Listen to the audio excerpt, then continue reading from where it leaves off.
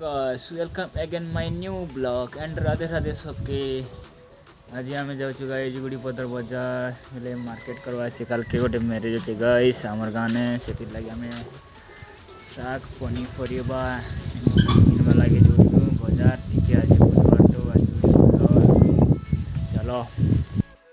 आम बाहरी गलु बजार देखुव यहाँ आम एच एफ डिलक्स गाड़ी ने बसिक जाऊँ यहाँ अच्छे मुई देखुव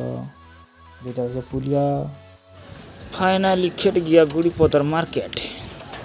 हेलो गाइस मार्केट खेरी घिन जैसे हम आलू गाइस देखो बता उइल गाइस आलू गाइस हम नंबर थिला आलू उइल हल्दी मसला गाइस देखो थिवो इडा हमें घिनी पकासु पूरा पूरी 2300 टंगार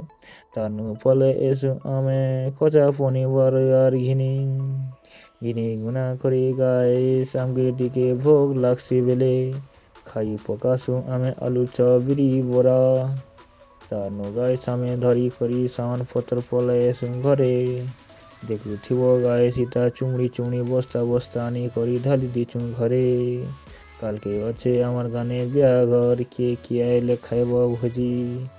चलो एतकी आमर ब्लॉग थिला आरी नेक्स्ट ब्लॉग ने मिलमा गाइस आमर ब्लॉग वीडियो भल लागले लाइक करब सब्सक्राइब